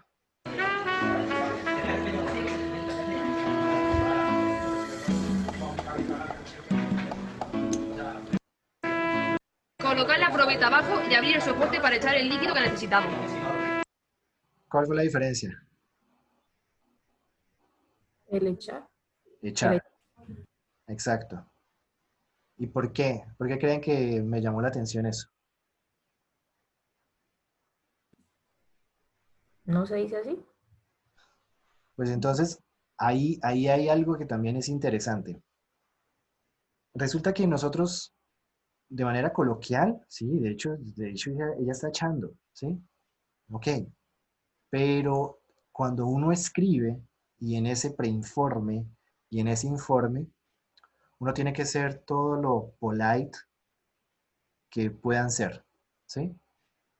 Porque es que aquí está hablando el químico, aquí está hablando el médico, ¿sí? Y entonces que tú digas colocar la probeta y echar, ¿sí? Echar no escrito, no se lee muy bien. De pronto hablado, yo hasta que de pronto, sí, en confianza yo puedo decir, echen ese líquido ahí, ¿sí? Pero la manera correcta y vuelve y juega. Ustedes no van a encontrar un artículo científico donde dice que echaron un líquido al recipiente, ¿sí? Entonces, ojo con eso. Y esas son cositas, son detallitos de fina coquetería que se van adquiriendo en el camino. Sí, Mario. Esa es una pregunta. En el caso de la bureta, ¿qué beneficio tiene que por ejemplo, la llave sea de vidrio esmerilizado o normal? Esmerilado. Perdón, sí, esmerilado. O normal, o ¿en qué influye? ¿En nada? Buena pregunta. No sabría. La verdad, no sé. La verdad no sé cuál es la diferencia, pero personalmente prefiero la de plástico, que de hecho no es ni siquiera cualquier plástico, eso es teflón, ¿sí? Y entonces, ¿cuál es el problema de la de vidrio? Que la de vidrio se traba muy fácil, queda atorada. Entonces uno quiere abrirla y no es capaz. Y cuando le hace mucha fuerza, entonces de una vez la abrió y queda todo el huequito libre y el líquido sale muy rápido. Mientras que con la de teflón, ella va deslizando y yo puedo abrirla, así como cuando abro una llave del baño y yo saco gota a gota. Entonces yo puedo hacer eso también acá para que tenga un goteo muy lento, porque en algunos momentos yo necesito eso, que el goteo sea muy lento. Y la de vidrio se pega muy fácil. Entonces, para que a uno no se le pegue, uno le agrega una silicona, una grasita. Pero al yo hacer eso, yo estoy agregando algo que puede contaminar la sustancia que estoy depositando. Entonces, personalmente, prefiero la de teflón. ¿Ok? Pero ¿por qué existe la de vidrio? La verdad, me deja la duda y creo que tendré que preguntarle a gente que trabaje más con buretas, porque existe la de vidrio, pero personalmente no me gusta. ¿Ok? No podría ser también para lo mismo del sellamiento y que no quede como gas, ¿sí? Como sí, una parte de gas ahí que haga que no funcione correctamente. No, pero, o sea, pues, ¿de gas? ¿Estás diciendo de gas? O sea, sí, lo que quede como las burbujas. No, porque, o sea, uno con la de teflón va a pasar lo mismo. Si yo desocupo todo bien. Les quedo debiendo esa respuesta. Voy a ver si me acuerdo y encuentro a alguien que me la resuelva, pero no sé exactamente. ¿Sí?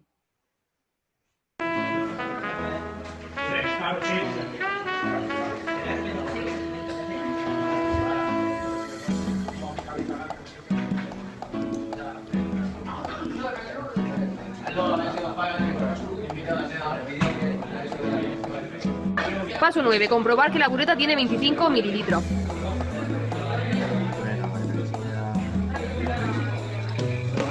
Creo que acá ya... Ah, bueno.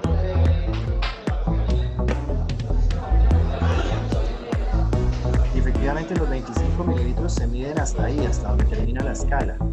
No es desocuparla toda, porque desocuparla todo sería mucho más volumen.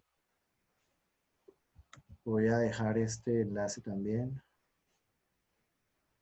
Se ganaron su like.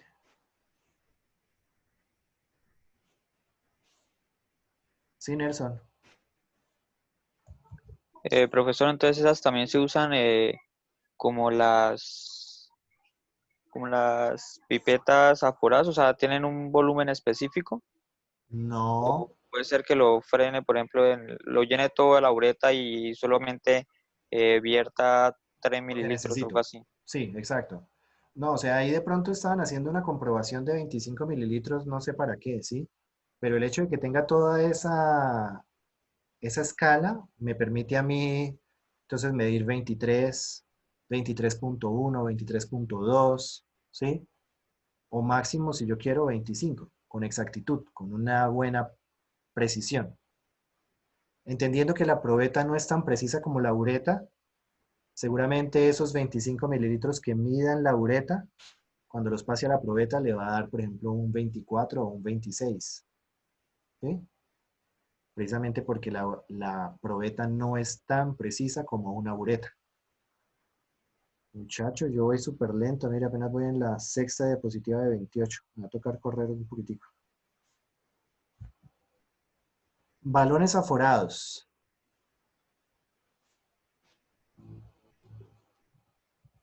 Entonces los balones aforados, ¿para qué son los balones aforados o matraz aforado? ¿Para qué? Para medir un volumen específico, pero cierto Para volumen. sustancias volátiles, ¿no? Algo así, para que no se evaporen. Sí, también. De hecho, tienen aquí una tapa, que estas tapas también a veces son de teflón, no necesariamente son de vidrio siempre. Y en realidad estos balones aforados es más que todo para preparar soluciones, ¿sí? Entonces, por ejemplo, yo necesito con exactitud, ¿sí? Preparar 1 litro de solución. Entonces, si dispongo de un balón aforado de 1000 mililitros, pues lo preparo ahí. Entonces, digamos que es una solución 3 normal de cloruro de sodio. Pues yo peso la sal en la balanza o vierto ese sólido acá y luego empiezo a añadir el volumen de agua para llevarlo hasta 1 litro. Entonces aquí arribita, bueno, ninguno de estos se nota, pero por ejemplo aquí está el aforo, ¿sí? Acá está la liniecita. Entonces yo empiezo a llenar esto con agua, agua, agua, puedo hacerlo de manera ordinaria, ¿sí? Afanado, hasta por acá. Y luego me pongo gotica a gotica hasta llegar aquí. De hecho, la tapa también me sirve para cuando venga por acá, ¿sí? Cuando yo venga por acá, Le pongo la tapa y puedo girar el balón aforado y homogenizar, ¿sí? Porque digamos que acá yo tenga un sólido que no se solubilice tan rápido, o sea, que no se disuelva tan rápido. Y entonces yo primero quiero como disolverlo todo y luego empiezo a agregar. Y de hecho ustedes o sea, alguna vez que lo hagan, se van a dar cuenta que las goticas que van a agregar acá, entonces por ejemplo acá quedó clarito y acá todavía está oscurito. Entonces me va a tocar de nuevo poner la tapa, voltear, homogenizar, esperar que todas las goticas caigan, ¿sí? Para luego gota a gota subir y dejar la línea del menisco ahí con la partecita de abajo, por ejemplo, sobre el aforo. Entonces los balones aforados son sobre todo para preparar soluciones de volúmenes exactos. ¿Ok? ¿Este señor para qué sirve? Para densidad. Ah, para determinar la densidad de un líquido, ¿sí? Entonces ellos vienen con un volumen definido y como es para medir la densidad, pues entonces yo tengo que también medir acá la masa. Entonces para eso aprovecho esto que es como una caja Petri y ahí peso el pignómetro y de hecho aquí la tapita aquí tiene un hueco, ¿sí? Un huequito que de hecho también tiene que estar lleno con el volumen, o sea, tiene que estar lleno con el líquido. Si el líquido llega hasta acá, en realidad no estoy depositando 10 mililitros, estoy depositando menos que 10 mililitros. En realidad el volumen tiene que llegar hasta aquí arribita, ¿sí? Entonces, lamentablemente estas tapitas, como esto es un pedacito de vidrio y a uno se le suele caer al piso y partirse, entonces resulta que estas tapitas a veces las dejan por acá mochitas, ¿sí? Y entonces ustedes creen que tienen una tapa correcta, calibrada a 10 mililitros, y cuando hacen las cuentas de densidad no le da el valor de densidad que era el de la sustancia. Entonces esto es una fuente de error, ¿ok? Material para calentar. ¿Cómo se llama este? Vaso de precipitado. O también, ¿cómo se llama? Baker o Sí, exacto. ¿Este cómo se llama? Erlenmeyer. Y esto, pues esto es un balón de fondo plano, ¿sí? Y entonces son para calentar. Ok, y entonces para calentar, ¿qué tipo de material de vidrio se tiene que utilizar? ¿Cualquiera? borosilicato. Ok, entonces tiene que ser un vidrio Pyrex, no sé, ¿sí? Tiene que ser un Pyrex para que yo pueda calentar y simplemente no se estalle. O si no, pues les dejo la prueba para que ustedes vayan y cojan un vasito de ahí de la cocina y lo pongan en la estufa a ver qué pasa. ¿Sí? No, mentira, no lo hagan. No lo hagan. Porque fijo se va a estallar y luego se cortan y esto está quedando grabado y luego la culpa es mía. Entonces, por eso el material de vidrio para calentar tiene que tener una composición diferente. ¿Sí?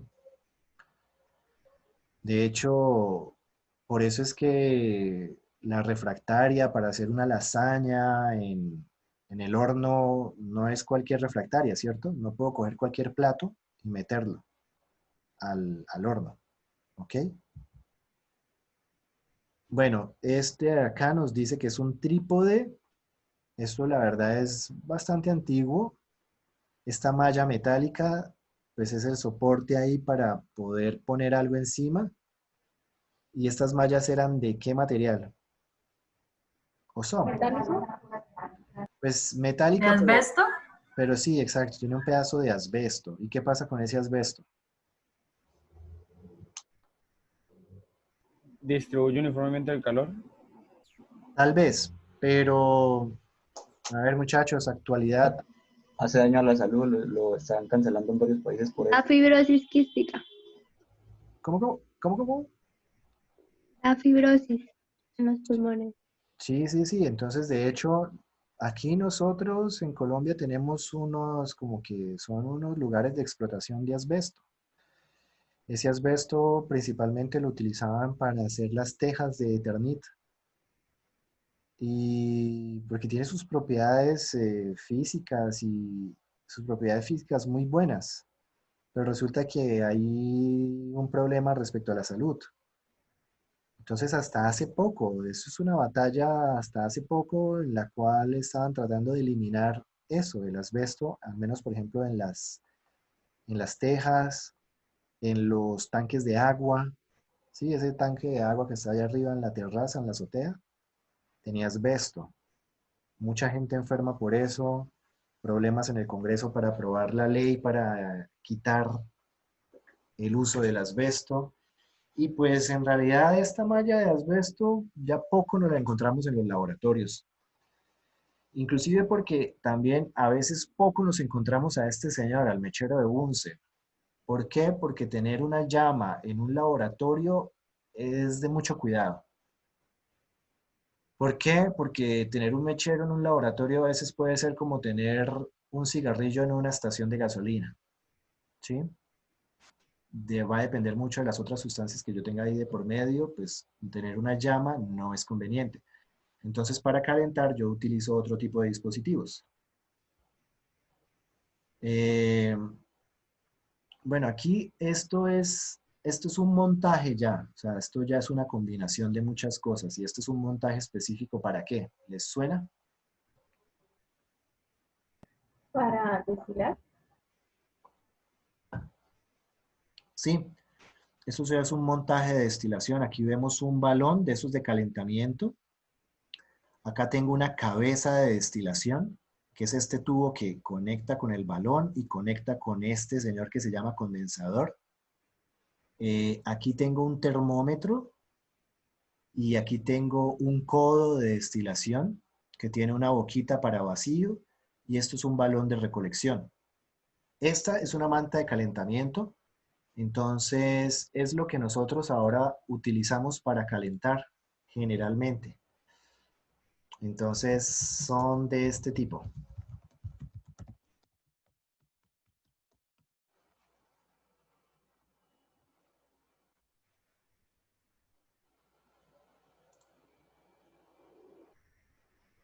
Son más similares a estos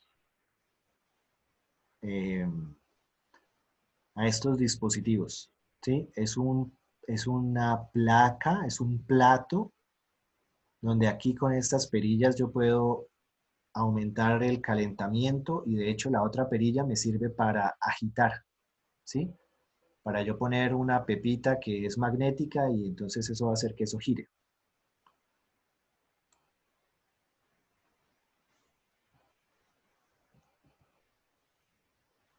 Entonces tengo estos matraces que en realidad son balones, ¿sí? También los llamamos balones de fondo redondo.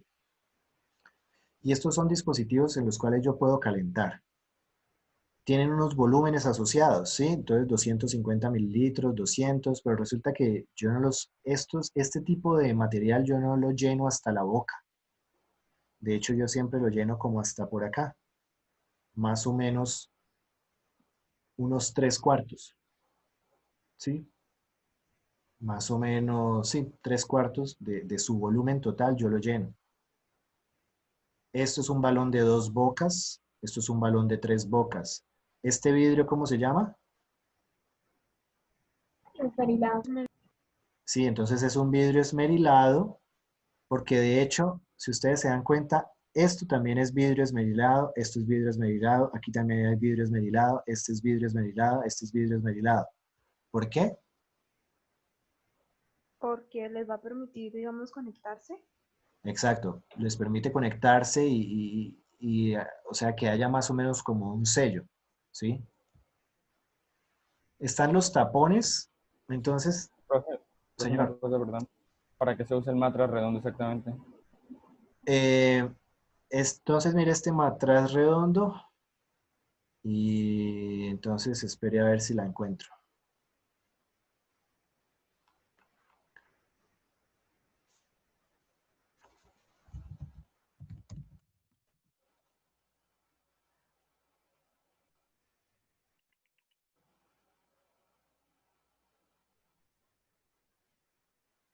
Es que resulta que entonces algunas de las placas ya vienen con un huequito.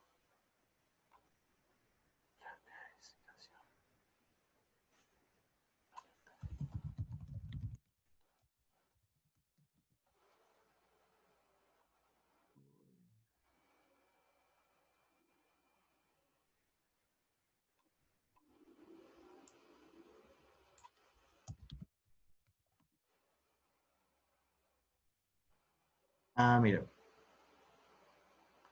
Por ejemplo, esto también es una placa de calentamiento, ¿sí? Aquí, bueno, acá la prendo y aquí le voy a cuadrar la temperatura. Y si ven, aquí tiene un hueco, ¿sí? Esta es una grande.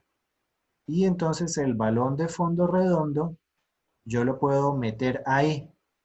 De hecho, lo meto como hasta esta altura, ¿sí? Lo meto hasta por acá y con eso estoy calentando entonces de manera uniforme todo el matraz, ¿sí?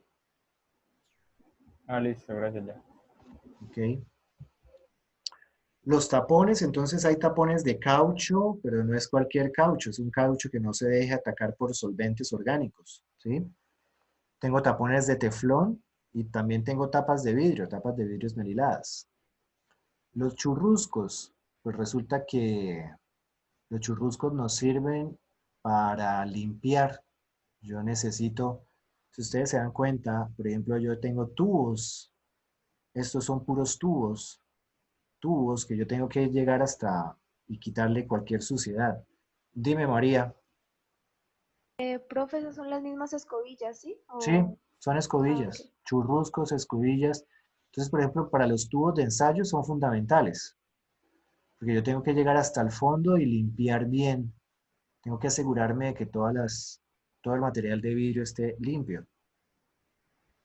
Esto es un frasco lavador, creo que también le dicen pisete. Y entonces en estos frascos lavadores nosotros solemos dejar, por ejemplo, agua destilada. Puede haber, dependiendo del laboratorio, entonces, por ejemplo, puede haber un frasco lavador que tenga alcohol etílico. O puede haber un frasco lavador que tenga acetona. Dependiendo del laboratorio y de lo que suelen hacer, entonces va a estar especificado. Pero así, de manera general, o sea, eso sí casi que es como una regla, es que si no dice absolutamente nada, es de agua destilada, ¿sí? Si es de otra cosa, pues ahí dirá acetona, alcohol, pero si no dice absolutamente nada, fijo, es de agua destilada. Y entonces viene con esta puntica, si la ven que es como con un pitillo largo y termina acá. Y entonces resulta que esto, precisamente, que tenga este pitillo tan largo y curvo, es el que me permite a mí poder manipular. Entonces, por ejemplo, ¿se acuerdan del balón aforado? Que termina siendo un cuellito largo. Sí, señor. Entonces, precisamente yo cojo esa puntica y ella es toda flexible y entonces yo puedo coger y meter la puntica ahí en el balón aforado. Y como yo tengo que hacer un goteo lento, entonces yo voy oprimiendo de a poquito el frasco lavador y van saliendo de a goticas, ¿sí? Eh, no sé por qué a la gente le encanta jugar con estos cositos y echarse agua. Entonces pilas, esas son las cosas que no se deben hacer. Así sea agua destilada, no importa. Estos son crisoles y cápsulas de porcelana. ¿Para qué sirven? Para calentar, para procesos de calentamiento de sustancias. Sí es para calentar, pero no es solo como calentar. En realidad Para es hacer para, mezclas también, ¿no? pues sí, pero pues no sé, para hacer una mezcla yo puedo utilizar un vaso de precipitados, un Erlenmeyer. Estos, de hecho, son de porcelana, ¿sí? Entonces estos aguantan temperaturas bastante altas. Entonces, si yo quiero llevar una muestra para convertirla en cenizas, porque eso es un análisis que se hace para saber la composición elemental, entonces yo puedo, por ejemplo, meter una muestra aquí y llevarla a un horno que está fácilmente a unos 600, 800 grados Celsius, ¿sí? Entonces, para eso se utilizan estos que vienen, el crisol es este de aquí arriba que tiene una tapita y sirve para eso, para calcinar muestras. Y la cápsula de porcelana es esta, que pues viene acá con un piquito y no tiene tapa. Pero pues también se utiliza para calentar a altas temperaturas. Profe, qué pena, la porcelana resiste aún más que el Pirex, ¿cierto? Sí, sí, ¿La sí, temperatura? Ah, sí, bueno, señor. gracias. El pistilo y el mortero, pues entonces esto incluso es un instrumento que se utiliza hasta en la cocina, ¿cierto? Sí, profe. Sí, entonces yo quiero, por ejemplo, macerar una muestra. Yo tengo un sólido que está tipo piedra y yo lo quiero volver un polvo fino. Bueno, pues utilizo esto y con ayuda de este pistilo, ¿sí? Entonces yo voy a homogenizar ese sólido.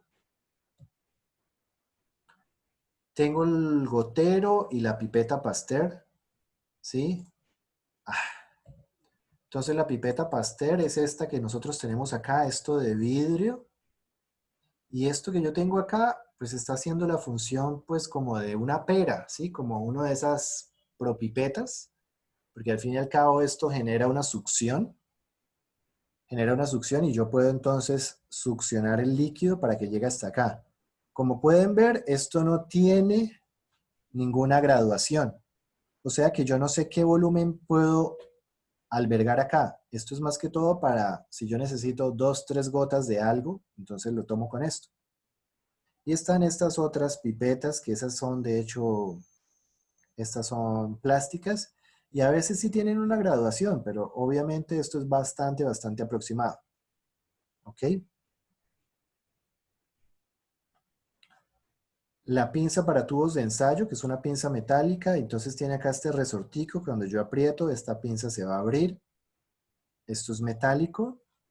Y pues los tubos de ensayo que generalmente son de vidrio. La gradilla para tubos de ensayo, que entonces pues así las más antiguas eran de madera. Hoy en día son plásticas o inclusive de metal, una rejilla de metal. Y pues tienen que ser de materiales que no se degraden, por ejemplo, con un solvente orgánico, con un disolvente orgánico como un heptano, ¿sí? Porque, no sé, ustedes habrán visto algunos plásticos que se dejan atacar por ciertas sustancias, que se derriten o algo así. Pues bueno, la madera no va a ser uno de ellos y estos entonces son algunos plásticos que pues resisten, ¿sí? No van a ser atacados por un ácido, por un disolvente orgánico. Los tubos Falcon, estos tubitos, ¿dónde son utilizados? ¿Dónde creen ustedes? Como en muestras biológicas. Sí, en muestras biológicas vemos que tienen volúmenes asociados y se utilizan en las centrífugas, ¿sí? Y hay también estos microtubos, tubo Eppendorf también se llama, Eppendorf. Las pinzas para soporte universal. Entonces el soporte universal es esta base metálica con esta varilla de hierro. Esta base metálica es bastante pesada. Sí, es bastante pesada, precisamente para que las cosas que yo ponga acá, pues no lo dejen caer tan fácilmente. Este es un aro, y este aro se utiliza, por ejemplo, para poner embudos, ¿sí? Objetos que no van a pasar de ahí. Y esta es una pinza con nuez. Entonces esta es como la que tenía ahorita agarrada la bureta. Tiene como unos dispositivos ahí que yo puedo abrir o cerrar y que voy a controlar eso acá con una tuerquita. Tenemos embudos, entonces tenemos este embudo Buchner, que es como de porcelana, con unos huequitos, y esto es para, por ejemplo, para yo separar algunos sólidos. Yo acá tengo que poner un papel de filtro, porque si no, pues se me iría todo por ahí. Estos otros son embudos de filtración, que entonces yo voy a poner también un papel de filtro, un algodón, y pues este es un embudo de plástico. Entonces, de nuevo, si yo utilizo uno de plástico, de vidrio, va a depender también de las sustancias que yo esté empleando. Generalmente suelen ser de este tipo, embudo de filtración por gravedad, sencillo. Esto es un embudo de separación. De hecho, esta foto no está buena. Eso es de decantación, ¿no? De separación o decantación, porque al fin y al cabo cuando usted decanta, usted lo que hace es separar, ¿sí? Pero, bueno, mire, acá me muestran que es un vidrio Pyrex, que acá puedo albergar hasta 125 mililitros, pero de hecho lo recomendable es que el volumen de los dos líquidos no llegue hasta acá, hasta el cuello, ¿sí? Eso es medio peligroso. La idea es que llegue máximo por acá, ¿sí? Pero resulta que están utilizando una pinza que no es adecuada, ¿sí? ¿Cuál sería la pinza adecuada? Una de estas, ¿sí? Donde el embudo va a quedar aquí y no va de esta manera, porque de esta manera será muy fácil que se caiga, ¿sí? De hecho, si yo voy a utilizar una pinza de este tipo, no lo voy a agarrar de acá, lo voy a agarrar de aquí arriba, ¿sí? Aquí esto está muy inestable, la verdad. Y entonces estos son de separación porque vemos, por ejemplo, que dos líquidos que no se mezclan. Entonces, si yo abro esta llavecita, yo puedo desalojar a este verdecito, ¿cierto? Lo desalojo, ¿tá? Cierro cuando llegue acá el amarillo. ¿Y por dónde saco el amarillo? ¿Por aquí abajo o por arriba? Por arriba, ¿Por qué? pues, porque el de abajo cae hacia un recipiente. Ah, no mentiras, pues no sé, supongo que, no mentiras, no mentiras. Por abajo, porque el tubito, Sí, este. me confundí. A ver, el verde yo lo saco por abajo, que es Sí. el que estoy separando. Y pues ya ese tubito me queda contaminado de esa sustancia verde, entonces pues sería sacarlo por arriba para que no se me mezcle, que esa es la idea, o sea, eso es lo que no queremos precisamente. Tal cual. Así es, Sofía. Sí, tal cual. Si yo saco, ¿cierto? Yo saqué el verdecito. Acá este tubo obviamente va a quedar con goticas de estas verdes. Y si luego yo saco el amarillo por ahí, pues no hice gran cosa, ¿sí? O sea, finalmente, de todas formas, dejé este amarillo con unos resticos del verde. Entonces, la barré, ¿sí? Este tubo Tiel, ¿para qué sirve? Vemos que Es también es como un Pyrex. tubo de ensayo, pero que se mantiene, ¿no? Que se sostiene solo. ¿Señor? Es como un tubo de ensayo, pero que se sostiene, ¿no? No, no, señor. No, señor. Mm, A ver, ¿Ese no era para calcular la volatilidad? tampoco. Para determinar el punto de fusión, ¿no? Exacto. De hecho es para realizar calentamientos. Entonces, se utiliza de esta manera, ¿sí? Lo agarramos con una pinza, lo llenamos con un líquido que suele ser aceite mineral y aquí, por eso es que él es bastante grueso, yo pongo un termómetro con unas muestras y resulta que este brazo, este bracito, lo aprovecho para calentarlo, ¿sí? Entonces acá es donde yo voy a poner un mechero, yo voy a poner una llama y resulta que el calor va a ser esto. La energía, ¿cierto? Va a ser esto. Va a circular. Y entonces, pues yo aquí con el termómetro voy a medir la temperatura de fusión o de ebullición. Entonces, este tubito es algo para yo determinar punto de fusión y punto de ebullición de sustancias.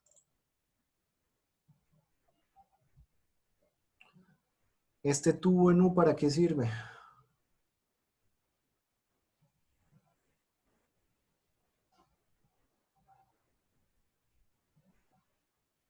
¿Ni idea? Eso es como para separar, digamos, para observar la diferencia de densidades, ¿no? Por ejemplo, ahí en el ejemplo decía que si se añade, por ejemplo, agua y aceite, entonces se ve como la diferencia, ¿no?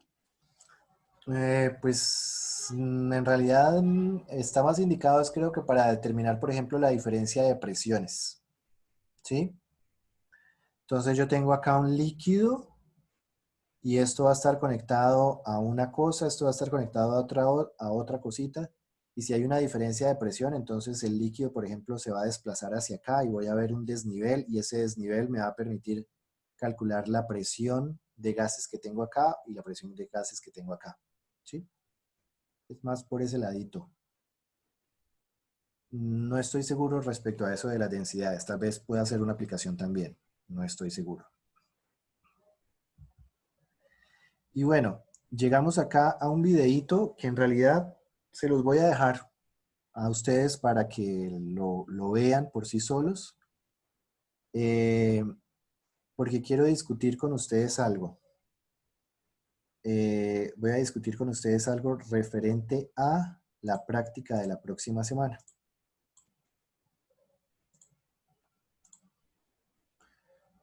Ay, Dios. Bueno.